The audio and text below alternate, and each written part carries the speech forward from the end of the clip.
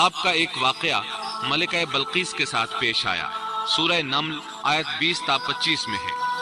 آپ نے پرندوں کی دیکھ بھال کی اور فرمانے لگے، کیا بات ہے کہ ہدہد نظر نہیں آ رہا؟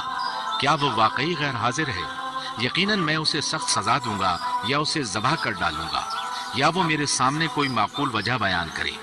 کچھ زیادہ دیر نہ گزری تھی کہ اس نے آ کر کہا، میں ایک ایسی خبر لایا ہوں کہ آپ کو اس کی خبر ہی نہیں، اور میں سبا کی ایک سچی خبر آپ کے پاس لایا ہوں۔ میں نے دیکھا ہے کہ ان کی بادشاہ ایک عورت ہے جسے ہر قسم کی چیز سے کچھ نہ کچھ دیا گیا ہے، اور اس کا تخت بھی بڑا عظیم ہے۔ میں نے اسے اور اس کی قوم کو اللہ تعالیٰ کو چھوڑ کر سورج کو سجدہ کرتے ہوئے پایا ہے۔ شیطان نے ان کے کام مزین کر کے انہیں دکھلا کر سیدھے راستے سے ہٹا دیا ہے، پس وہ ہدایت پر نہیں آتے کہ اسی اللہ کو سجدہ کریں جو آسمانوں اور زمینوں کی پوشیدہ چیزوں کو باہر نکالتا ہے، اور جو کچھ تم چھپاتے اور ظاہر کرتے ہو وہ سب کچھ جانتا ہے۔ ہدہد نے اللہ تعالیٰ کی یہ صفت اس لیے بیان کی کہ یہ اپنی حس کے ذریعے زمین میں پانی والے حصے کا پتہ چلا لیتا ہے۔ سلیمان علیہ السلام کو بھی یہی ہدہد بتایا کرتا تھا کہ پانی کہاں ہے، پھر آپ جنات کے ذریعے پانی نکلواتے تھے۔ یہ اطلاع سن کر سلیمان علیہ السلام حیران ہوئے۔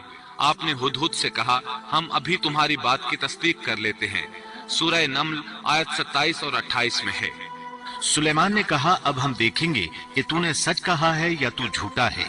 میرے اس خط کو لے جا کر انہیں دے دے، پھر ان کے پاس سے ہٹ آ اور دیکھ کہ وہ کیا جواب دیتے ہیں۔ آپ نے ایک خط لکھ کر اسے دیا۔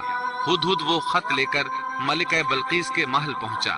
خط اس کے سامنے گرا کر خود دیوار پر جا بیٹھا۔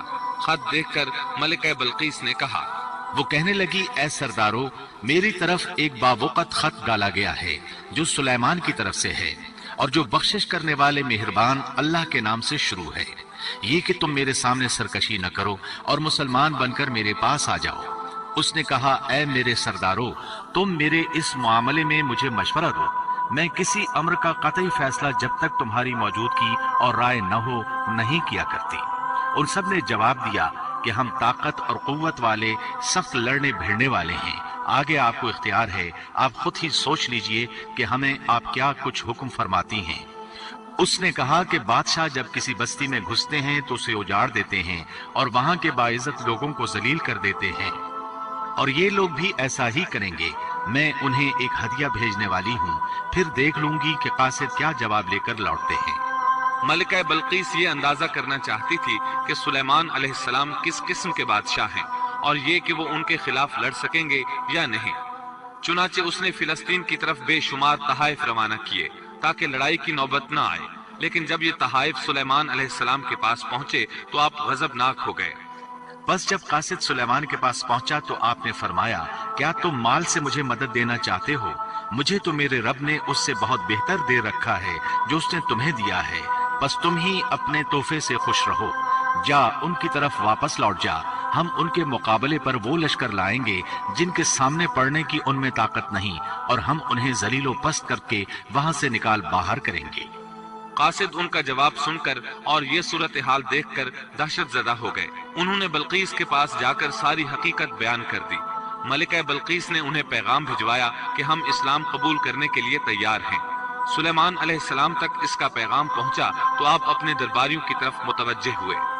آپ نے فرمایا، اے سردارو، تم میں سے کوئی ہے جو ان کے مسلمان ہو کر پہنچنے سے پہلے ہی اس کا تخت مجھے لا دے؟ ایک قوی ہیکل جن کہنے لگا، آپ اپنی مجلس سے اٹھیں، اس سے پہلے میں اسے آپ کے پاس لا دیتا ہوں۔ یقین مانیے کہ میں اس پر قادر ہوں اور ہوں بھی امانت دار۔ جس کے پاس کتاب کا علم تھا وہ بول اٹھا کہ آپ پلک جھپکائیں، اس سے بھی پہلے میں اسے آپ کے پاس پہنچا سکتا ہوں۔ جب آپ نے اسے اپنے پاس موجود پایا تو فرمانے لگے، یہی میرے رب کا فضل ہے تاکہ وہ مجھے آزمائے کہ میں شکر گزاری کرتا ہوں یا ناشکری۔ شکر گزار اپنے ہی نفع کے لیے شکر گزاری کرتا ہے، اور جو ناشکری کرے تو میرا پروردگار بے پرواہ اور کرم کرنے والا ہے۔ حکم دیا کہ اس کے تخت کی صورت بدل دو تاکہ معلوم ہو جائے کہ یہ راہ پا لیتی ہے یا ان میں سے ہوتی ہے جو راہ نہیں پاتے۔ تخت لانے والے آدمی کے متعلق جو یہ آیا ہے کہ اس کے پاس کتاب کا علم تھا، تو مفسرین کا اس کے بارے میں اختلاف ہے کہ وہ کون تھا۔ قرآن کریم کے الفاظ سے جو معلوم ہوتا ہے وہ اتنا ہی ہے کہ وہ کوئی انسان ہی تھا جس کے پاس کتاب الہی کا علم تھا۔ اللہ تعالیٰ نے کرامت اور اعجاز کے طور پر اسے یہ قدرت دے رکھی تھی کہ پلک جھپکتے وہ تخت لے آیا۔ پھر سلیمان علیہ السلام نے تخت میں تبدیلی کا حکم دیا۔ تخت میں تبدیلی کا حکم سن کر اس میں سے ہیرے جواہر نکال دیے گئے اور دوسری جگہوں پر لگا دیے گئے۔ سورہ نمل آیت 42 اور 43 میں ہے۔ پھر جب وہ آ گئی تو اس سے کہا گیا کہ ایسا ہی تیرا بھی تخت ہے۔ اس نے جواب دیا کہ یہ گویا وہی ہے، ہمیں اس سے پہلے ہی علم دے دیا گیا تھا اور ہم مسلمان تھے۔ اسے انہوں نے روک رکھا تھا کہ جن کی وہ اللہ کو چھوڑ کر پرستش کرتی رہی تھی، یقیناً وہ کافر لوگوں میں سے تھی۔ اب سلیمان علیہ السلام کی ملکہ بلقیس سے گفتگو شروع ہوئی۔ پھر وہ اسے تخت کے پاس لے آئے۔ اس سے پوچھا، کیا تیرا تخت بھی اسی طرح کا ہے؟ اس نے بہت اچھا اور فصاحت سے بھرپور جواب دیا۔ اس نے نہ تو یہ کہا کہ ہاں، کیونکہ وہ تو اپنا تخت پیچھے سبا کے علاقے میں چھوڑ آئی تھی، یہاں کیسے آ سکتا تھا، نہ اس نے یہ کہا